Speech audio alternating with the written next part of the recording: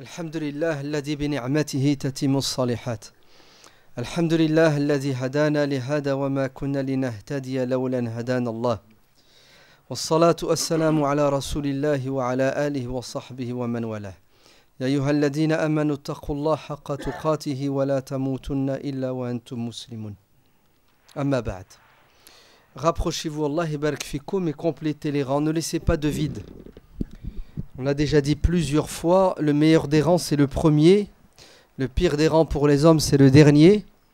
Et lorsque vous laissez des vides, entre vous les diables s'installent.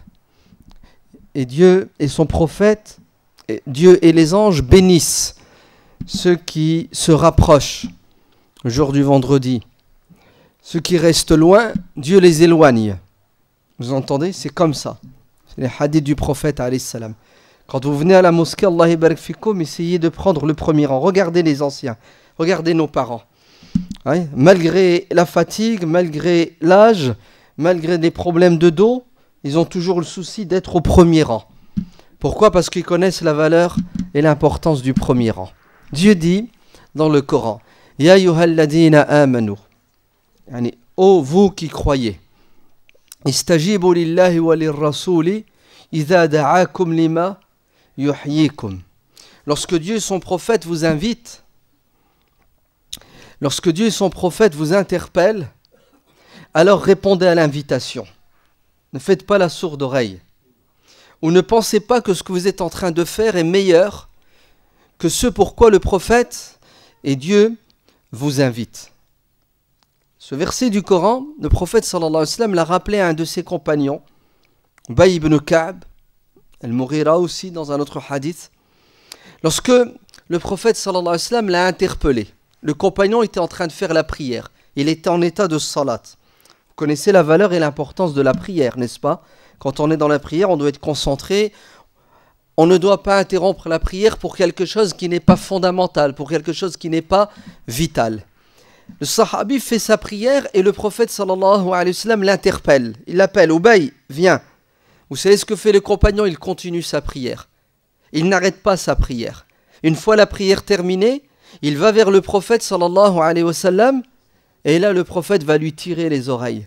Il va le rappeler à l'ordre. Il va lui dire, comment se fait-il? Je t'ai appelé et tu n'as pas répondu. Il lui dit, prophète, je faisais la prière, subhanallah. J'ai quand même pas laissé tomber la prière et venir vers toi. À votre avis, qu'est-ce que le prophète alayhi salam va lui dire? Il va lui dire, mais bien entendu, tu laisses tomber la prière, tu interrompes ta prière et tu réponds au messager de Dieu. Car je t'ai appelé, et Dieu dans le Coran dit, ayyuhalladhina amanu istajibu lillahi wa lirrasul. Idha za'akum lima yuhyikum. Lorsque Dieu et son prophète vous interpellent, ne perdez pas du temps. Courez, allez vers Dieu et son prophète, parce que le prophète alayhi salam sait mieux que vous l'importance des choses. Le prophète savait très bien qu'il était en train de faire sa prière. Mais le prophète veut lui enseigner, nous enseigner que, eh oui, parfois il faut interrompre sa prière. Parce qu'il y a des choses plus urgentes, plus obligatoires. Il y a ta vie qui est en danger. Il y a ton enfant qui est en danger. Alors qu'est-ce que tu dois faire? Tu dois interrompre ta prière et aller résoudre un problème grave parce qu'il faut voir le sens des priorités en islam.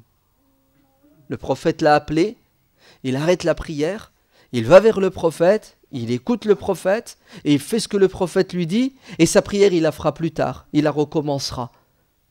Voilà ce que signifie ce verset du Coran, ce hadith, ou plutôt une partie parce que ça a beaucoup plus de ramifications dans le sens. Si vous avez compris ça, qu'est-ce que ça donne aujourd'hui? Comment est-ce que nous aujourd'hui, en l'an 2013, on doit comprendre ce verset du Coran? Est-ce que Dieu aujourd'hui et le prophète sont présents? Ils peuvent nous interpeller dans notre prière si bien que l'on arrête? Bien entendu. Comment est-ce que Dieu et le prophète nous interpellent-ils? Ils nous interpellent à travers des versets du Coran, à travers des hadiths qui nous demandent de faire des choses.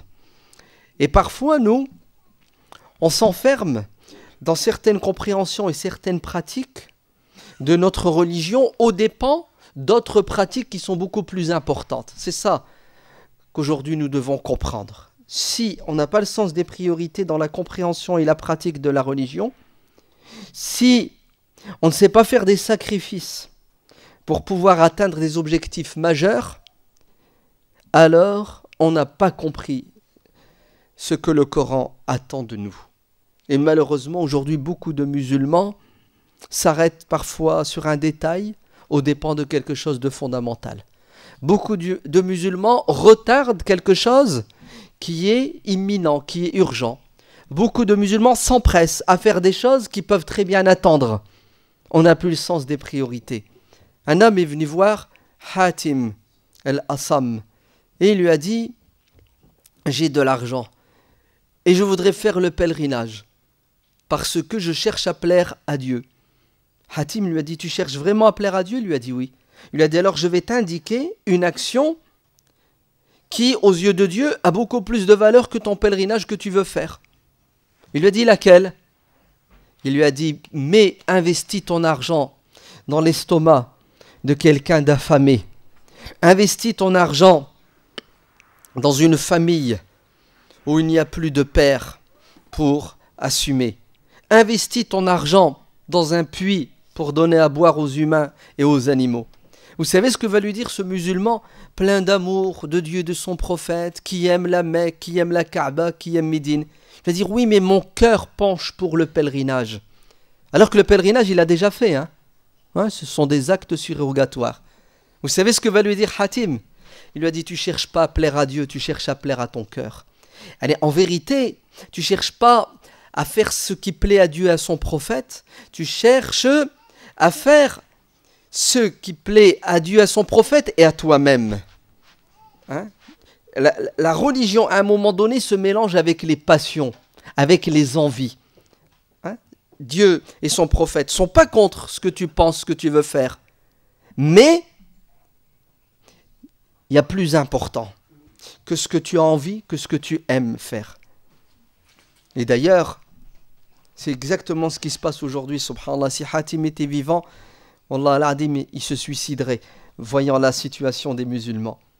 Les musulmans n'ont pas le sens de l'investissement, ni de l'argent, ni de leur temps, ni de leurs compétences. Il y a 4 millions de pèlerins chaque année. Sur les 4 millions, 3,5 millions ont déjà fait le pèlerinage au moins une fois. Je ne vous parle pas de ceux qui l'ont fait 50 fois. Si les 3,5 millions investissaient leur fric, chaque année dans la construction de 50 hôpitaux, dans 50 villes d'un pays, et l'année suivante ils passent à un autre pays où il y a de la pauvreté, où les gens ne peuvent pas se soigner, la communauté musulmane évoluerait, avancerait. S'ils investissaient leur argent dans 50 lycées, dans 50 universités, s'ils investissaient leur argent dans 50 entreprises pour que les gens aient du boulot, s'ils investissaient leur argent dans 50 chaînes de télévision pour répandre la bonne parole, notre communauté avancerait. Mais regardez, chaque année, vous avez 3,5 millions de pèlerins qui se battent pour aller au pèlerinage parce qu'ils y trouvent un plaisir. Et c'est vrai que c'est agréable d'aller à la Mecque, la Kaaba, la mosquée du prophète. 15 jours, 3 semaines, tu vois pas de choses haram, t'entends rien. Oh, t'as des ailes qui poussent. Ah, c'est magnifique, c'est super. Et on est sourd à quoi? À l'appel de Dieu, de son prophète. Istajibu lillahi wa lirrasoul. Dieu et le prophète nous interpellent pour qu'on fasse d'autres choses qui sont beaucoup plus importantes, qui vont nous donner beaucoup plus de foi et de récompense. Ida da'akum lima yuhyikum. Vous savez ce que ça veut dire? Allez, le prophète a appelé cet homme, et cet homme qui n'a pas voulu répondre, sous prétexte que ce qu'il faisait c'était plus important, plus urgent, s'est trompé. Parce que s'il avait répondu, et s'il répond au prophète, ce que le prophète va lui demander de faire va lui apporter la vie, c'est-à-dire la vie spirituelle.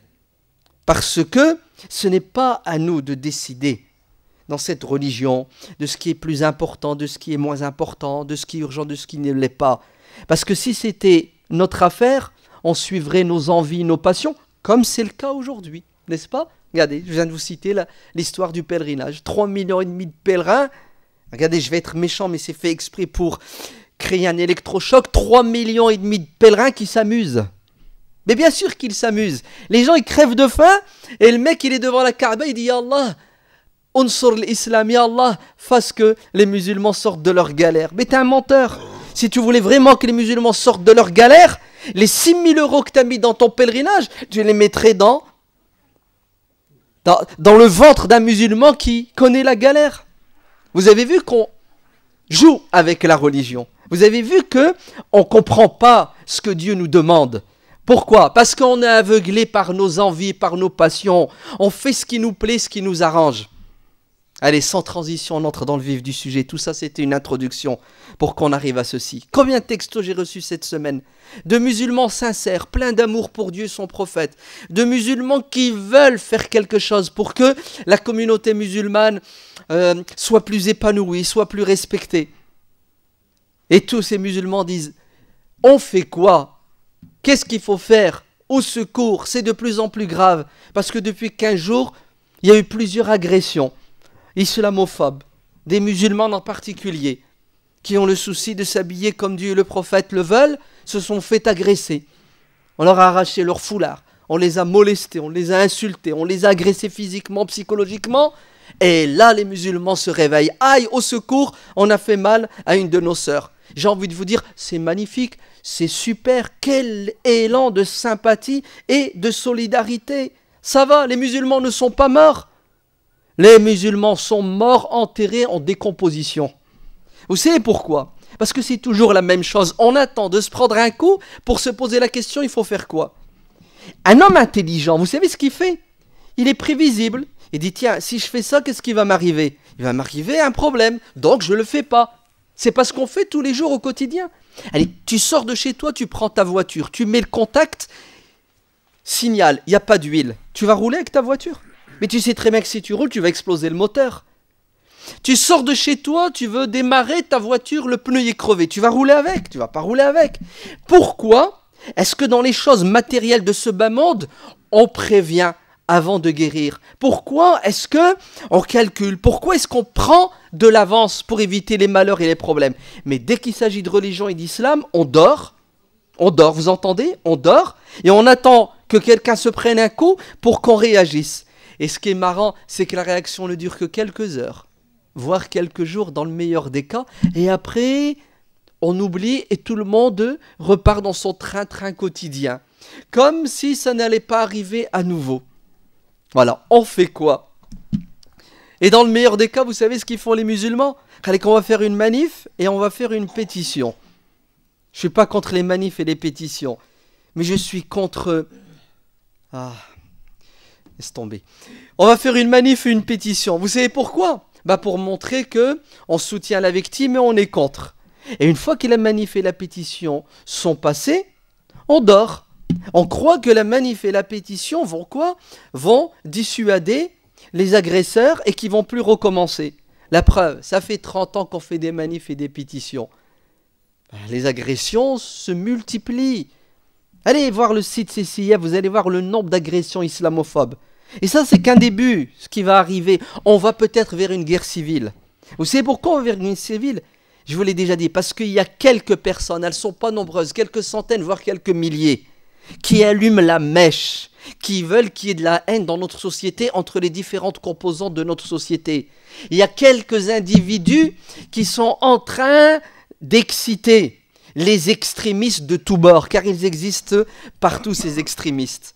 Et ces agressions contre des citoyennes françaises de confession musulmane ne sont que le fruit d'une infime minorité qui ont pour objectif justement d'exacerber les communautés, c'est-à-dire de nous pousser, nous musulmans, à la réaction émotionnelle pour créer, pour tenir des propos et agir de manière démesurée, voire même commettre des injustices, puisqu'on va faire du mal à des innocents. C'est ça leur objectif, ils veulent nous pousser à la faute. Et ils veulent bien entendu aussi réveiller d'autres personnes qui n'ont pas encore la haine de l'islam pour qu'ils aient la haine de l'islam en disant regardez les musulmans, ce sont des sauvages. Vous voyez comment ils se comportent? Et le résultat en fin de course, vous savez c'est quoi? C'est qu'on est toujours des musulmans endormis qui ne sont pas conscients de ce qui se trame dans les coulisses contre notre communauté. On aurait aimé et souhaité que notre président de la République ou notre ministre de l'Intérieur prennent la parole et disent celui qui touche à un musulman, c'est ça? Celui qui agresse un musulman, il touche, il agresse la France. Comme il l'a dit, l'ancien président, celui qui touche à un juif, touche à la France. Bravo. Oui, c'est magnifique. Celui qui touche à un juif, touche à la France. Parce que s'attaquer à un innocent, c'est s'attaquer au principe de la République. L'égalité, la justice, la liberté. Et il a raison. Et nous sommes d'accord. Celui qui s'attaque à un chrétien s'attaque à la France. Celui qui s'attaque à un juif s'attaque à la France. Celui qui s'attaque à un chat s'attaque à la France. Parce qu'un chat, il ne faut pas commettre d'injustice envers lui. Mais la question qu'on se pose, et celui qui s'attaque à une musulmane, il s'attaque à quoi? Il s'attaque à qui? Vous savez à qui il s'attaque? Il s'attaque à des gens qui, tu peux leur faire ce que tu veux, tu peux les insulter autant de fois que tu veux, te moquer d'eux autant de fois que tu veux, ils ne réagissent pas et ils ne bougent pas. Et si jamais ils réagissent, c'est contre-productif. Ils se plantent, ils font n'importe quoi. En bon français, écoutez bien. Certains disent, ouais, tu te rends compte si ça avait été une agression antisémite, ça serait la fin du monde, etc. Oui, vous savez pourquoi? Pas parce que la France est raciste et islamophobe. C'est parce que nous, on n'a pas fait le travail nécessaire pour combattre l'islamophobie. Tout simplement. Nos concitoyens juifs ont fait le travail nécessaire pour combattre l'antisémitisme. Et ils continuent à le faire et ils ont raison et on les soutient. Il faut combattre l'antisémitisme. Mais nous, on attend que quelqu'un d'autre fasse le travail à notre place. On est contre l'islamophobie, on ne l'aime pas, on l'a subi. Mais on voudrait, par une opération du Saint-Esprit, qu'un groupe d'individus prenne notre défense et fasse les efforts à notre place. Ben vous pouvez toujours dormir et vous pouvez toujours rêver. Personne ne se sacrifiera à votre place, sauf quelques individus, mais ça ne donnera pas de résultat parce qu'ils ne sont pas nombreux. Si vous ne vous prenez pas en charge, la situation est de plus en plus grave. Un député, pour ne pas le citer, M. Collard, du Front National dans le Sud, là, il n'y a pas longtemps, il a tenu des propos. Vous savez quoi? Il faut sévir, il faut renforcer la loi. Pour interdire quoi? Pour interdire aux sœurs de porter leur petit foulard, aux sœurs chrétiennes. Secondo, pour interdire encore plus le foulard islamique. Et troisièmement, pour interdire la croix. J'attendais à ce qu'ils disent. Et quatrièmement, pour interdire la kippa. Il ne peut pas le dire. Il ne peut pas le dire. Parce que quand son supérieur, Madame Marine Le Pen, a osé le dire, elle s'est pris une décharge électrique du 380. Et elle a fait taouba sur place. Vous entendez? Il ne peut pas le dire. Alors que c'est un signe religieux. Et moi, je suis contre ce qu'a dit M. Collard.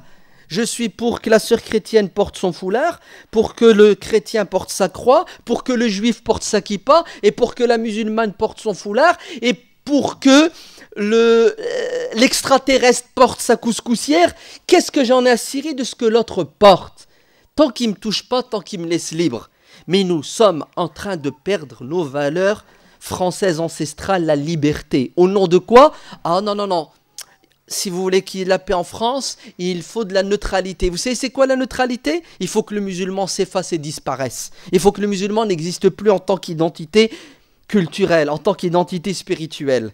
Et il faut qu'il rase les murs, tout simplement. C'est ça que veulent dire ces gens-là. Alors, on fait quoi? On doit faire quoi?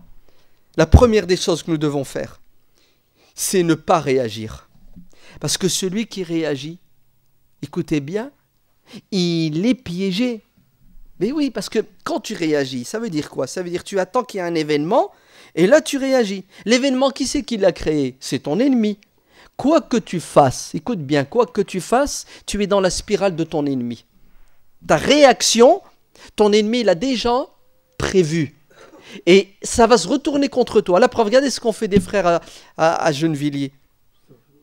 Ils sont partis manifester devant la mairie. Le maire a essayé d'entrer en contact et en communication avec eux. Il s'est fait insulter, il s'est fait molester, il s'est fait agresser. Il est allé à la mosquée pour essayer de dialoguer. Il s'est fait insulter, molester et agresser. Ah ouais, des sauvages. Allez sur Internet et vous allez voir. On ne sait même pas dialoguer et discuter. Comme si c'était le maire qui était responsable. Comme si c'était lui qui avait agressé cette fille. Regardez, ta réaction, fait partie de son plan. C'est quelqu'un qui joue aux échecs. Il avance des pions. Et toi, tu tombes dans le piège. Donc Allah ibarak fikoum, il ne faut pas réagir. Vous savez ce qu'il faut faire? Il faut agir. Il faut agir. C'est-à-dire il faut prendre conscience de la réalité et à partir de là, il faut développer une stratégie pour combattre l'islamophobie, pour combattre le racisme. Il faut développer une stratégie pour protéger notre pays de la guerre civile. Développer une stratégie pour protéger notre pays de la haine qui est en train de se répandre contre des communautés. Et c'est quoi cette stratégie?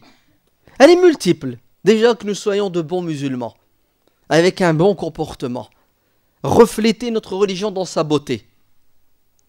Et je vais le dire et je vais le répéter, ça va déplaire à certaines personnes. Et il faut que nous comprenions notre religion d'une manière intelligente. Une religion mal comprise est un danger pour celui qui pense l'avoir comprise d'abord et ensuite pour les autres qui vont le subir. C'est pas moi qui le dis, c'est notre prophète, alayhi salam. Pénétrez dans cette religion avec douceur, avec intelligence, avec modération. Celui qui veut trop en faire va se détruire. Vous entendez? Nous avons dans notre communauté une minorité qui a une compréhension de la religion qui est dangereuse pour cette minorité elle-même et dangereuse pour le reste de la communauté musulmane qui ne peut pas s'identifier à cette compréhension et pratique de la religion tellement c'est difficile, c'est compliqué, tellement c'est repoussant et ça fait peur. Et je vous parle même pas des non-musulmans qui flippent lorsque ils s'imaginent cohabiter avec des gens qui ont cette interprétation et compréhension de la religion. Le prophète, alayhi salatu wassalam, n'a jamais été dans cette posture de faire fuir l'autre sous prétexte que je suis musulman, je suis libre, je fais ce que je veux. C'est faux. Le prophète voulait gagner le cœur des gens. Le prophète faisait tout pour gagner le cœur de ses ennemis. Le prophète faisait tout pour que cette religion ait une bonne réputation. C'est pour ça qu'il n'a pas hésité à mettre de l'eau dans son thé. Vous entendez? Sans hésitation. Si les Quraysh m'invitent aujourd'hui à la négociation pour le respect de quoi? Le respect des fondamentaux, je m'assois à la négociation et je discute avec eux. Et il s'est assis, il a négocié avec eux, il a fait des concessions dans sa religion. Il est allé même jusqu'à faire des sacrifices pour l'intérêt général. C'est comme ça qu'il faut la comprendre, la religion. Une compréhension de la religion du juste milieu qui tient compte de l'autre. Il y en a, une fois il m'a dit, attends, t'es en train de me dire que ma religion, je dois l'adapter par rapport au regard de l'autre, par rapport à ce que l'autre pense de moi. D'un air de dire, t'es fou, moi je suis un rajl, je vais jusqu'au bout. Miskin, t'es un rajl. Tu sais ce que t'es en train de faire? T'es en train de réagir avec égocentrisme. T'es un égoïste, tu penses qu'à toi, t'en as rien à faire de lui. Tout simplement. Et ça, tout le monde sait le faire, ça, l'entêtement, la bêtise. Le prophète n'était pas comme ça. Le prophète, vous savez ce qu'il voulait? Il voulait sauver l'autre. Il voulait rapprocher l'autre de lui. Il ne cherchait pas à le condamner, à le rejeter. Non, c'est pas ça la stratégie du prophète, alayhi salam. Ça, c'est la première des choses. Une bonne compréhension, une bonne pratique de la religion. Religion du juste milieu, religion de l'ouverture, religion du vivre ensemble. Deuxièmement, vous êtes prêts? Il faut être présent dans notre société. Il ne faut pas vivre enfermé. Il ne faut pas rester entre nous. Entre nous, on se connaît, on sait qui nous sommes et ce que l'on vaut. Et il faut vivre avec le reste de nos concitoyens. Il faut partager, il faut échanger. Il ne faut pas rater une occasion et pour aller vers l'autre. Est-ce que vous imaginez notre prophète, alayhi salam, 50 degrés au soleil, à son âge, quand une tribu venait de l'autre coin de l'Arabie vers la Mecque, il faisait quoi? C'est ce qu'il faisait, il allait vers les gens pour créer le dialogue avec eux, pour leur dire voilà qui je suis, voilà comment je pense, voilà comment je vois le vivre ensemble. Il ne ratait pas une occasion pour aller vers les autres. Et hana subhanallah, on dirait qu'on est allergique, on ne veut pas aller vers les autres, on ne veut pas s'asseoir avec les autres, on ne veut pas partager avec les autres. Sachez que si vous ne faites pas le pas, d'autres font le pas vers les autres pour leur mettre dans leur tête que nous sommes des monstres. Mais on dirait que tant que ma femme n'a pas été agressée, c'est pas grave. Tant que c'est pas ma mère, c'est ça? Tant que c'est pas mon père. Vous allez voir. Quand il y a le feu chez le voisin, Wallah, si vous l'éteignez pas, le feu n'est pas raciste, il n'a pas de frontières. Le feu arrive. On va tous être brûlés un jour ou l'autre, tôt ou tard. Et d'ailleurs, c'est même pas islamique que de savoir que son frère à côté ou sa sœur se fait agresser, vous restez les bras croisés. Troisième chose qu'il faut faire. Il faut avoir du poids et de l'influence. Sur qui? Il faut avoir du poids politique et de l'influence politique. Qui c'est qui fait la pluie et le beau temps dans notre pays? Les hommes politiques. La preuve, ce sont eux qui font les lois. Qu'est-ce qui empêche nos politiciens aujourd'hui de faire une loi contre l'islamophobie? Pourquoi est-ce que notre président n'est pas sorti et a pris le micro et a dit « celui qui touche une musulmane touche la France » Pourquoi est-ce qu'il ne l'a pas fait, notre président? Vous savez pourquoi est-ce qu'il ne l'a pas fait? Parce que les musulmans ne le lui ont pas demandé, tout simplement. Les musulmans ne l'ont pas interpellé. Les musulmans ne savent pas comment faire pour que les politiques s'engagent et prennent position. Vous savez pourquoi? Parce que dans la tête des musulmans, la politique c'est haram. Ouais, et ça c'est nos parents qui nous l'ont transmis, cet héritage. Secondo, on n'en a jamais fait parce qu'on n'a pas vu dans notre famille des gens le faire. Troisièmement, et c'est la pire des choses, la politique, les politiciens c'est tous des pourris. Comme ça. On a tous ça dans la tête. La politique, non c'est dangereux parce que si t'en fais, toi aussi tu vas devenir pourri. Qui traîne avec les pourris devient pourri. C'est ça? Faut pas toucher à la pourriture. Mais c'est ça la pourriture. Vous savez c'est quoi la pourriture? C'est de savoir que ta sœur, elle s'est fait agresser, elle a perdu son bébé et tu regardes la télé, tu rigoles et tu es en train de regarder le foot et t'en as rien à cirer. C'est ça la pourriture. Mais entrer en contact avec ton député pour lui faire part de ce que tu vis, de ce que tu ressens, pour lui faire part de cette injustice que nous sommes en train de subir, vous savez ce que c'est? C'est combattre le munkar avec la parole. Même si on ne sait même pas le faire, subhanallah. Contester, parler, dire « il y en a marre, halte, ça suffit ». Pourquoi est-ce que nous sommes jetés en pâture dans les médias matin, midi et soir? Même si on ne sait pas le faire et on ne veut pas le faire et on ne fait rien pour le faire. On attend que quelqu'un d'autre le fasse. Personne ne le fera à votre place. Alors Allah barik fikoum. Wallah, nos députés, Wallah, nos ministres ne sont pas méchants. Le seul problème, c'est qu'on n'a pas appris leur langage et on ne connaît pas leur manière de parler, de fonctionner. Parce qu'on ne les côtoie pas. Ce sont des êtres humains. Ils ont un cœur, ils ont une pensée. Ce sont des gens qui sont à notre service. On les paie pour être à notre service. Mais on ne les sollicite pas. On ne va pas parler avec eux. On a rencontré un député il n'y a pas longtemps. Vous savez ce qu'il nous a dit? Il nous a dit... On ne vous voit pas. Vous êtes où, vous les musulmans? On ne vous entend pas. Si je reçois un courrier d'une personne, c'est le député qui nous dit ça, derrière cette personne, il y a au minimum 10 personnes. C'est-à-dire son influence. Imaginez-vous si nos députés, dans toutes les villes de France, dans toutes les circonscriptions, avaient reçu 100 courriers de 100 citoyens français de confession musulmane qui, A plus B, voilà, tac, tac, tac, tac. Wallah al-Adim, nos députés ne peuvent qu'à l'Assemblée nationale que réagir. Et nos politiques ne peuvent que réagir. Tout le monde fait ça. Il n'y a que nous qui ne le faisons pas. Il n'y a que nous qui ne le faisons pas. Même les homosexuels l'ont fait, le font et le font bien. On dort. Ouais, t'as vu, ils ont voté une loi, le mariage pour tous. C'est des hommes. Wallah al-Adim, ce sont des hommes. Ils se sont battus. Et ils ont fait passer une loi et ils ont atteint leur objectif. Et nous, on a fait quoi? On s'est battu. On a fait passer une loi. On fait rien. Après, on pleure. T'as vu, la sœur, ils lui ont enlevé le voile. T'as vu, ils vont encore voter une voile pour interdire aux nounous. T'as vu? On fait quoi? On fait rien sur nos hommes. On fait aucune pression. Ils nous connaissent même pas. On n'ose même pas s'approcher d'eux. On a peur. Et voilà. Après, on s'étonne. Pourquoi est-ce qu'on perd nos droits? Pourquoi est-ce qu'il y a de plus en plus d'agressions? On s'étonne. Allah, ne vous étonnez pas. Ce qui nous arrive n'est que le fruit de notre insouciance, inconscience et notre manque de volonté de faire ce qui plaît à Dieu, à son prophète. On fait la prière et on est content. C'est ça. On fait le jeûne et on est content. On a réduit la religion, la prière, le jeûne. Et le plus malin parmi nous, il rajoute la zaka. Ouais, il est balèze. Un peu plus, ah, je vais faire ma barbe, je vais faire la sunna. C'est ça. Un peu plus, ah, dis tout ça, tu le fais pas, t'es pas clair. Ça, c'est les piliers de l'islam. Mais vous savez que ces piliers-là peuvent disparaître du jour au lendemain si tu sais pas les protéger par quoi? Par un travail aussi important, qui est garantir pour toujours la liberté, la justice dans notre pays. Tu dois tout faire pour qu'il y ait toujours de la liberté et de la justice dans ton pays. Sinon, ça va disparaître.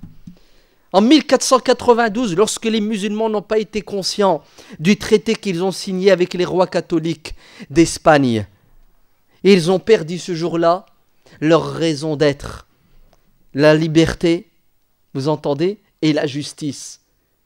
Quelques années plus tard, ils ne pouvaient plus faire la prière, ils ne pouvaient plus jeûner, ils ne pouvaient plus pratiquer leur religion. Vous vous trompez si vous croyez que l'islam s'arrête à la prière et s'arrête au ramadan. Wallah, si vous ne protégez pas votre prière et votre ramadan par un engagement civique, un engagement politique, un engagement dans la société, vous allez perdre la prière et tout le reste. Istajibu lillahi wa lirrasoul. Dieu et le prophète nous ont demandé de faire beaucoup plus de choses que la prière. Allahumma ahfadna, Allahumma qawwina, Allahumma ansurna ala man adana, Allahumma bassirna bi'uyubina, Allahumma a'izz l'islam bina, Allahumma a'izna bil-islam, Allahumma ansur ikhwanana al-mujahidin fi Filistin, wa fi Syria wa Misra wa kulli makan, Allahumma arham walidina kama rabbawna sighara, اللهم احفظ أولادنا وانبتهم نبتا حسنا اللهم اغفر للمؤمنين والمؤمنات الأحياء منهم والأموات آمين والحمد لله رب العالمين